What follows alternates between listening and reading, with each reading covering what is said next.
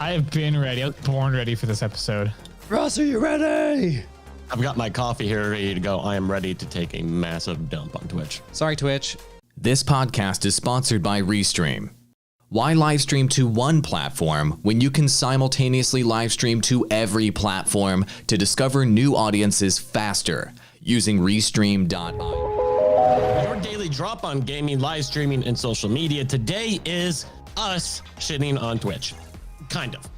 We definitely are going to be talking about some of the platform's issues, but you know us, we actually like Twitch. We all use it. So what's with the title here? Whenever we are deciding on topics for the next episode, we always run the title through TubeBuddy to see its potential and relevance. We jokingly put in this title, let's shit on Twitch. And at least for me, it's literally the first title we've ever seen to score a perfect 100. So everything we test, we fill you in on so you can follow along with the experiment and find out what works and what doesn't. This is another one of those situations. So not to sound rude, but there is a lot to get to, Twitch. So let's start with the platform's algorithm or lack thereof, AWOL. Yes. So, hey guys, AWOL here. I'm glad to be back. Hurricane Sally, what can I say? But Twitch's algorithm, it doesn't exist. And so that's one of the reasons why we always talk about how your YouTube channel and your social media avenues that actually have algorithms to help you get discovered should be your foundation for growing as a creator, because Twitch doesn't allow you to grow. Simply put, Twitch's platform is obviously a hierarchical system where streams that are at the top end up getting exposure because people will randomly browse and randomly find your streams as they're browsing, and then maybe they click for that reason. The only other way to get traction on Twitch is to have somebody share your stream and to push, to raid your stream on Twitch essentially. And those rarely work out. Maybe 1% of the audience that comes over to your stream that raids you actually sticks around and becomes a real audience member, which makes Twitch a zero growth platform, as opposed to YouTube, as opposed to even Instagram, as opposed to even Twitter for that matter. These other platforms, TikTok, etc., almost every other platform represents some level of growth opportunity, whereas Twitch does not. Simply put, there are too many people on Twitch, and rising to the top and being one of those top streams in order to be discovered is nearly impossible, as there are 10 million streamers on Twitch. So if you do a live stream on Facebook Gaming for, let's say, Mobile Legends, and then you do a live stream on Twitch for that same game, Mobile Legends, you'll probably get roughly 1,000 times more exposure on Facebook Gaming, simply because Facebook Gaming has an algorithm to push your content. This is something that I've seen be incredibly frustrating for a lot of creators on Reddit who are streaming on Twitch. They got the 0 views blues, and they're unable to break out of 0 views, and they think that streaming is the solution. Streaming on Twitch is the solution. It's the biggest platform, right? It's actually not the solution, because Twitch is doing next to almost literally nothing to help you grow. And that's the number one thing, in my opinion, that sucks about Twitch. They've had years and years and years to develop an algorithm and tons of money from Amazon, and they just have foregone developing any sort of algorithm and any sort of searchability and any sort of discovery tools at all, which to me is a freaking internet crime. What do you think, Perrin? I'm going to dig into the weeds on that a little bit, because you've got this platform that's got a ton of creators on it, and you're trying to get eyeballs on your stream with no algorithm. So you're relying completely on users browsing and scrolling and happening onto your stream, but they've never developed the feature where you actually can choose your thumbnail. So like the only way that you get people to click on you is if they happenstance come by, browse and see your stream and click. But you don't even have control over that, because you can't control the thumbnail. It's just automatically pulled. Up on my screen right now, I've got a couple examples of what happens here. It's complete random chance. Your thumbnails can look like crap, and most of the time they do. But sometimes someone else's could randomly look better than yours, and you have no control over it. So the only way that you actually do get some traffic into your stream, you have zero control over, and that's messed up. That's just lazy on Twitch's part. Because they don't have an algorithm, at the very least, they could allow users to manually choose an eye-catching thumbnail to at least try, but they don't even have that. So going kind of digging way into the weeds there on that one. Now, recently, Twitch has also been kind of messing up or making larger missteps within their community. Last week, they decided to test some mid-roll ads, and they've backed out of this saying it was just a test, but these ads were not controlled. Oh, guys, it was just a test. It was just a test, guys. It wasn't for real. Thanks for your feedback. They didn't mean it. Community. They didn't mean it. They didn't mean Great. it. This is a classic gaming industry move here, right? Where you know how where they like launch video games with like insane amounts of microtransactions, and they're like, we were just testing it, and we've listened to your feedback, and we're not going to do it now. They knew it was a bad idea going into it. No, they didn't say they weren't going to do it now. They just said, thanks to the tests, it's over for now, but they didn't say that they weren't going to do it again. Was it announced as a test, or was it just, hey, we're going to be introducing these? To my knowledge, and I have to look back to the announcement, and I'll try to pull it up here, but it was not announced as a test, but I will double check on that for you all. Well, of course it wasn't announced as a test. Let's talk about the mid-rolls thing. And Perrin, I know you had a bit of a rant about mid-rolls to talk about, but I think one of the reasons why Twitch, and I've mentioned this on a previous episode, why Twitch is doing these mid-roll ads, obviously they need to make more money, but I speculate that they're actually losing a lot of money. And people will be like, what do you mean? Their platform's so huge. How could they be losing money? By the way, YouTube loses money. They are not a profitable. That is not a profitable platform, and I don't think Twitch is making money either. So out of the 10 million plus streams that are out there on Twitch, about 9 million or more or so get no viewers at all. So they're basically supporting 9 million dead bodies that they have to support HD or streaming for, essentially, at any given point. That is a massive overhead cost. For all of you guys out there that are streaming on Twitch to no viewers, you're costing Twitch money. And you'll probably, in terms of mathematically, probably always cost them money and not actually be a profitable channel for them. And that is a huge flaw in their business model, essentially. And I think that if I were to speculate, I'd say Twitch probably loses millions of dollars per year, maybe even per month. So the fact that they need to add mid-roll ads to play in the middle of your stream to maybe try to break even, to me, is a sound business idea. Unfortunately, the creator community doesn't want that because they don't want that interrupted experience. That's one of the best things about Twitch, is that you don't have crap interrupting your stream. Here's the announcement that says, I don't know if it said that immediately, but it said we're experimenting with new ad experiences on Twitch. I don't know if it said that in the first place. Did it, Perrin? I can't. They might have gone back and changed it, unless I could scroll through their Twitter and see, because you can't edit tweets.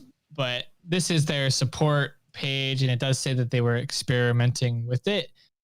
So there were a lot of other this just basically any other ad iteration that they would do would be better than what they implemented, which is why there was a huge fan outcry against this feature.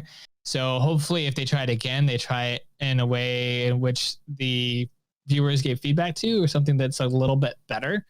We'll see.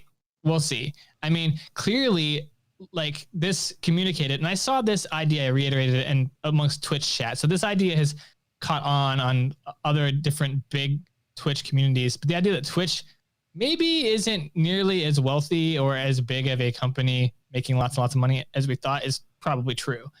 I know you started speaking about that on the podcast last week, AWOL, but I started to see that idea reiterated in a lot of other places. And it makes sense. If you look at the costs of everything, it just doesn't add up. So Amazon is probably asking Twitch to look at additional ways of expanding revenue. And this might be one of those, but they have to implement it in a way that it doesn't ruin the viewer experience, because streamers could easily go and viewers could easily go elsewhere. There's now other competitors. So Twitch is actually being hurt here a little bit by the fact that there's competition, and hurt a little bit by the fact that they aren't actually as big. And I mean, they're big viewership wise, but they're not as big monetary wise as some of their competitors, which puts them in a tighter spot. Facebook can compete with them all day long when it comes to money. They can do whatever they want. They've got pretty much unlimited money, right? YouTube, same deal. So Twitch is very limited, and if that's more public, that also limits them a bit as well, I think. So also, Twitch not having as much revenue hurts creators, because there's going to be less initiatives like Facebook's, star milestones, where Facebook's giving out additional stars to creators who hit certain milestones. Twitch isn't going to do stuff like that. They did have a sale this in September for subscriptions, but even that got messed up because it was abused. And somehow users were subscribing to themselves and over and over again and like making money. I don't know if they were making money off of it, but that system was abused too. So even when they tried to do something good for the community, even that didn't turn out very, very well this month. So they've just been having a rough month. Maybe this is karma from the whole DrDisrespect thing, which we know we've hit on previous episodes. That's a good transition though. But yeah, Ross, let's take you over to the DrDisrespect thing because I know you wanted to hit on that. Well, just briefly, we all saw what happened with the DrDisrespect thing. I don't even think I need to recap what happened there. It was I think AWOL, to quote unquote you, a PR nightmare for Twitch in the way they handled this. Not only because looking back at this now, at first, I think we were all kind of like, okay, well, this just doesn't happen. Let's wait and get an answer from Twitch. And here we are 3 months later, and it sounds like DrDisrespect doesn't even have a reason from Twitch. And if DrDisrespect didn't have a great legal team and management and everything around him, this could have legitimately killed his career. We all saw the things that were getting spread after all this started happening. I mean, terrible, horrible things about him. So I think this is definitely one that we need to be afraid of. In AWOL's words, you can literally get banned for no reason on Twitch. Yeah, you can, and they will never tell you. And the DrDisrespect situation is just one of many examples in the past where they will ban you for absolutely no reason, and they'll never say why. And if you saw, we kind of praised, if you will, their PR strategy of saying nothing.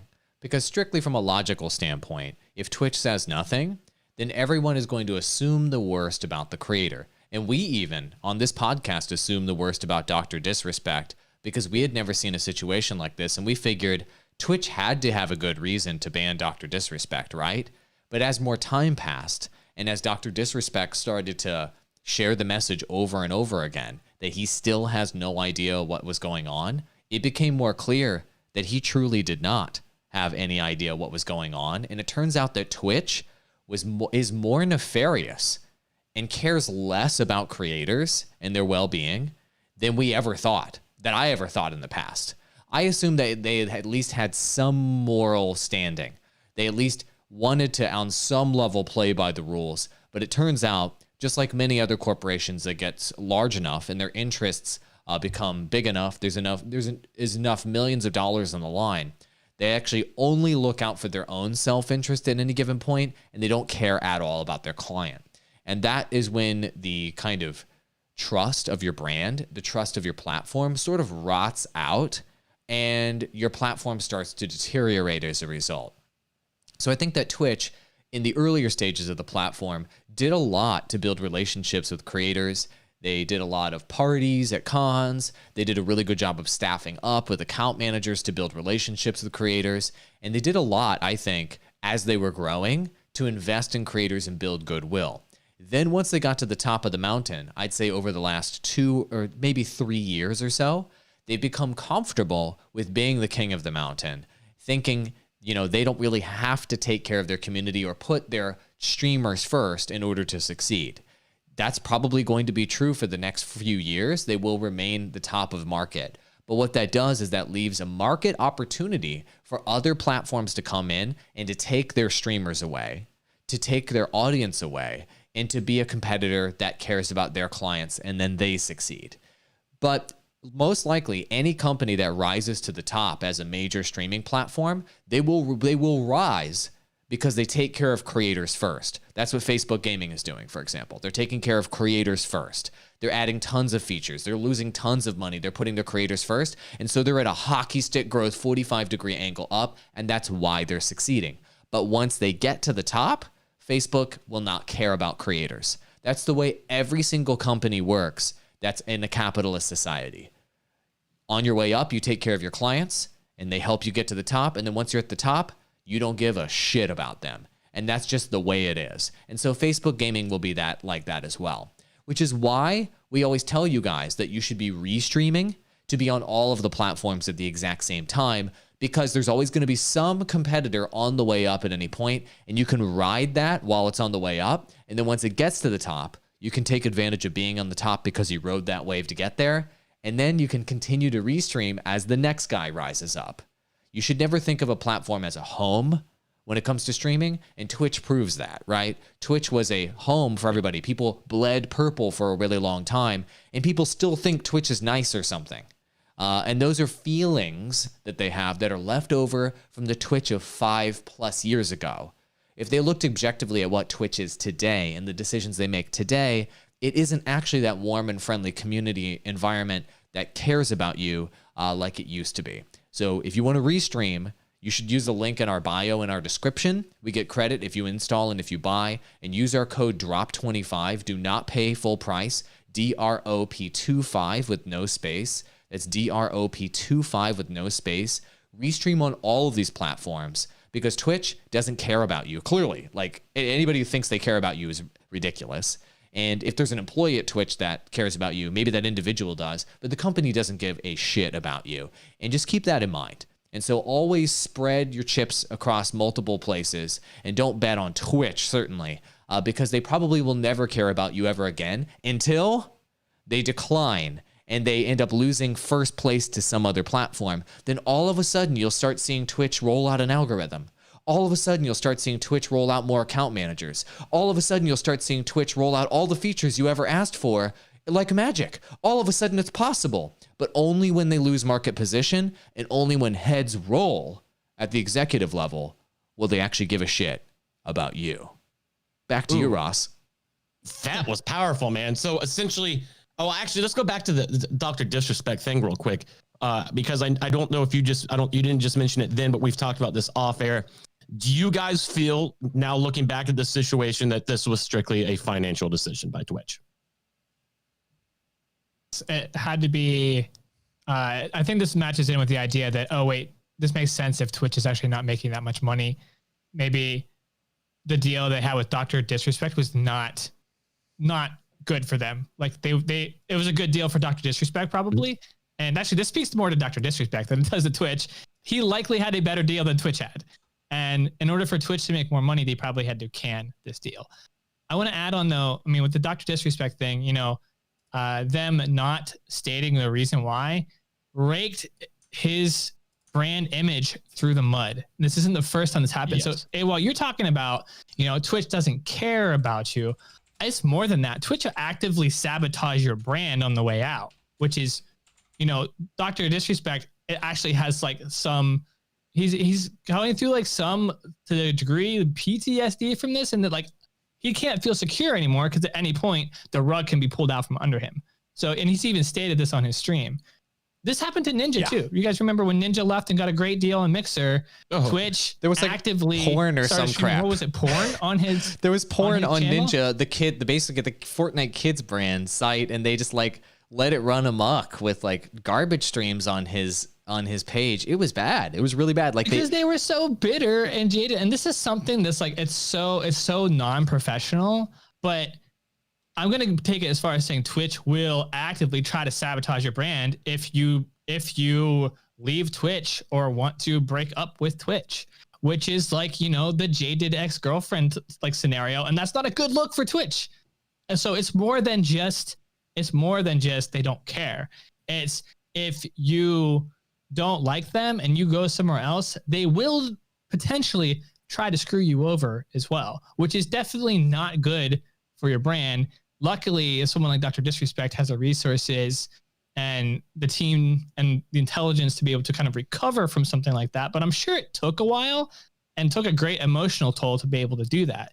And the second thing is, if you can get banned for any reason whatsoever, and Twitch doesn't have to tell you, it kind of makes the rules pointless. Like, yeah, you still have to follow them because you're scared of getting banned.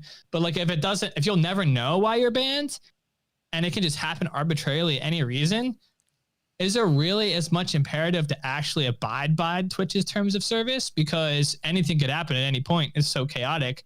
I mean, we're probably all still going to do so. We should all still abide by terms of service and rules, but like it does degrade the rule set at least by a little bit, because anything can happen at any point. And I think they need to realize that as well. I don't think they have a very good PR team. I didn't think they had anything good to say that wouldn't hurt them in this scenario, because it just looked bad no matter what they would do. So they just didn't do anything, which sometimes it's not doing anything is a decision as well. So I don't know. I mean, those items for Twitch make it kind of scary for that to be your only platform. Like they could just like rake my brand through the mud. Like let's say I grow exponentially in 5 years and I'm doing great. They could destroy me if they wanted to. That's not cool. That's a really risky position to be in. Yeah, and I'd like to state on the record my position with DrDisrespect. For a while there, in the beginning, I did assume that DrDisrespect knew why he was banned. He was just playing coy, and I assumed that that he had some idea. Maybe they didn't explicitly tell him, but he had some idea.